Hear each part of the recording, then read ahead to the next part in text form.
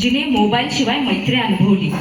भाग्यवान होती आमची पिढी जिने मोबाईल शिवाय मैत्री अनुभवली. कॉलेजला जाताना एकदा दिवस रिकामा असायचा. रोजचा न विसरण्याच्या गोष्टीमध्ये मोबाईल नसायचा. 9 ते 5 कॉलेज नंतर ते विश्वच संपायचे.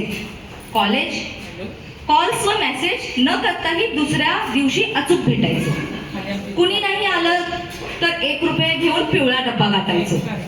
अड्डा बदलला तर तशी बाकीच्या गाडीवरची चिठ्ठी सोडायचो.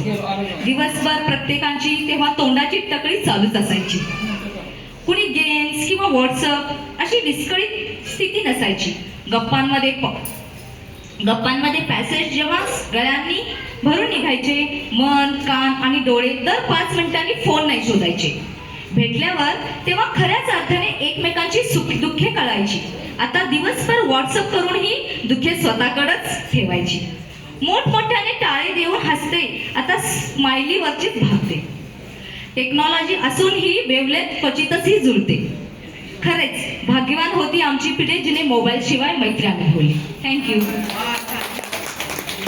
हे ॲक्च्युली ट्रूथ आहे आत्ताचं जनरेशनचं. त्यांना आम्ही काय, तेव्हा मी लहान असताना काय काय खेळत होते त्यांना आत्तापर्यंत काही माहिती नाही. नुसतं मोबाईलवर गेम्स, नाहीतर काहीतरी त्यांना यूट्यूब बघायचं, रील्स बघायचं. एवढं आता डेंजरमध्ये आमची पिढी, पण तरीसुद्धा आम्ही त्याच्यासोबतच जातो.